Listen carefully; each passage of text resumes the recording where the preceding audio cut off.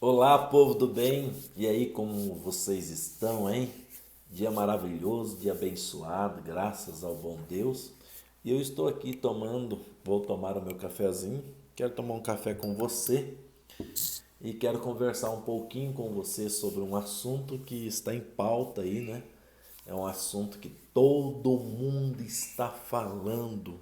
Não é, Vanuardo? O que você vai falar? Eu vou falar de política, né? Eu nunca fiz um vídeo aqui no YouTube falando de política, mas eu acho que chegou a hora de fazer um vídeo falando de política. Primeiro, quero dizer a você que eu não pretendo falar de político. Não é de político que eu vou falar, desse ou daquele político. O que eu vou falar é de política. Na verdade, as pessoas esqueceram até o que significa política, né? As pessoas estão acostumadas a entender e a falar de ações de políticos e não de falar de política, né? Quando a gente fala de política, o que vem à sua mente? Porque política fala de administração, política fala de criação de legislação, de leis e de costumes, talvez de ética, de moral, sobre uma nação, sobre um povo, sobre um grupo. E, na verdade, a política ela está muito desgastada porque os políticos, de uma forma geral, ao invés de saber, de pensar, de ter a ideia de que eles estão administrando uma máquina pública, eles pensam que estão administrando a sua própria vida, a sua própria casa. Eu coloquei o meu aparelho de filmar, que é um telefone, um smartphone, com uma visão bem ampla, porque aqui na minha casa, que dentro da minha casa, eu tenho a lei que eu quiser, é a minha casa. Então aqui dentro as coisas acontecem como eu quero que aconteça. E é claro que não é só isso, eu tenho uma esposa, eu tenho filhos. Então, as coisas que eu administro aqui juntamente com a minha esposa, eu administro para o bem ou para o melhor andamento dessa casa e para a melhor educação dos meus filhos. Eu ia comer um bolinho aqui de massa de pão, mas eu não vou comer falando com você para falar de boca cheia. Para não falar de boca cheia, mas tem um cafezinho brasileiro, que maravilha ser brasileiro, né? É um café torrado e moído na hora, delicioso. Mas voltando então. Então aqui para o bem dos nossos filhos, para o bem da nossa casa. Só que quando eu vou, como pastor, por exemplo, administrar a igreja que está sob a minha responsabilidade, esta igreja, ela não é administrada conforme o meu bem-estar. Já não estou mais administrando a minha casa, estou administrando um grupo de pessoas, uma igreja, e esta igreja ela precisa ser administrada pensando no bom desenvolvimento de todos os que estão ali, daqueles que já são mais velhos, daqueles que têm uma média idade, daqueles que são jovens, daqueles que são adolescentes, daqueles que são crianças. E eu preciso cuidar que essas crianças cheguem à velhice com a mesma qualidade de vida que esse velho que está ali naquele ambiente chegou. E quando eu falo de qualidade de vida não se resume também a bens materiais. Se resume principalmente a um estilo de vida, a uma ética, a uma moral, porque uma sociedade que não tem uma administração voltada para a ética, uma sociedade que não tem uma administração voltada para a moral, ela é uma sociedade que está fadada à destruição. Eu tenho um vídeo aí, por exemplo, você pode procurar e assisti-lo, onde eu falo sobre a relatividade ou a relativização da verdade. E quando nós relativizamos a verdade, nós tiramos o pilar de um povo. E quando você tira o pilar de um povo, você tem um povo que ele é então dominado, se torna massa de manobra da minoria. Então, o que eu quero com esse vídeo? O que eu quero com esse vídeo é dizer a você que eu quero um Brasil que seja administrado com ética, com moral, e que pregue sim e que ensine sim a ética, a boa ética e a boa moral. Entende? A ética que diz que o meu espaço termina onde começa o seu espaço. E que o seu espaço termina onde começa o meu espaço. A ética e a moral que diz que você pode fazer da sua vida particular o que você quiser. Você é o dono dela, você faz o que você quiser. Mas não queira me forçar a fazer o que você quer fazer. Não queira me forçar a ser igual a você. Entende? Essa liberdade.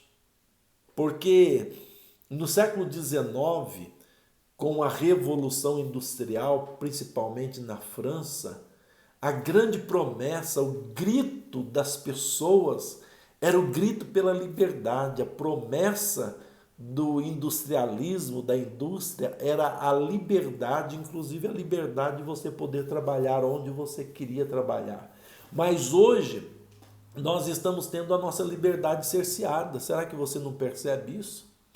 Hoje nós estamos tendo a nossa liberdade sendo oprimida pelos grupos opressores que existem na sociedade e grupos opressores que são criados pela própria política. Política que deveria estar desejando criar uma sociedade harmônica, é uma política que está fragmentando a sociedade, que está dividindo a sociedade, porque, claro, quando eu tenho uma sociedade dividida, então eu tenho uma facilidade de ter domínio sobre essa sociedade. Então eu estou aqui para dizer a você que o que eu quero na política são pessoas que estão realmente pensando na liberdade, pensando na família, pessoas que estão pensando no que é ético, no que é moral. Eu não quero na sociedade pessoas que estão desejando destruir vidas, pessoas que estão desejando destruir, melhor, não é na sociedade, eu não quero na política, pessoas que estão tentando destruir a nossa liberdade. A liberdade de ir e vir, a liberdade da expressão, a liberdade de poder falar, a liberdade de ser quem eu quero ser, desde que esse quem eu quero ser não prejudique a você. Entende? É essa liberdade que eu quero, porque no afã da inclusão das minorias, as minorias querem calar a maioria. No afã, na ânsia de novidades, aqueles que lutam pelas novidades estão querendo, na verdade, destruir o que é tradicional. E o que é tradicional é o que nos sustenta. O que tem sustentado a sociedade, se não aquilo que é tradicional? Olha só, preste atenção, vai estudar um pouco da história e ver qual era a sociedade ou qual é a sociedade mais equilibrada que existe, se não uma sociedade que é apanhada pela ética e pela moral. Então o meu vídeo é para dizer um não à pauta que defende o aborto, um não à pauta, lembre-se, estou falando de política e não de político, então estou falando de pautas políticas, um não à pauta que promete regular os meios de comunicação, um não à pauta que promete liberar certos tipos de crime, como se não fosse crime, que promete liberar o índice de roubo como se não fosse roubo.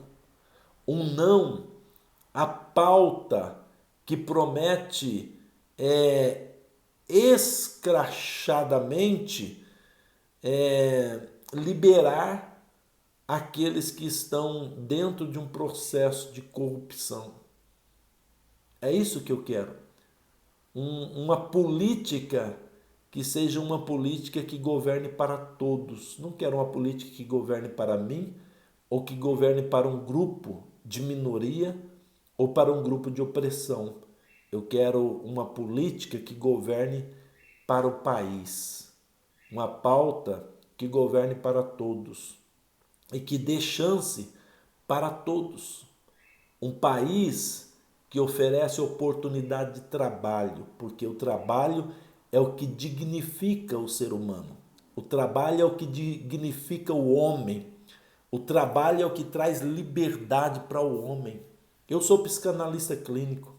Eu atendo pessoas, graças a Deus, todos os dias. E sou pastor. Eu atendo pessoas também no campo da espiritualidade. Atendo pastores, graças a Deus por isso.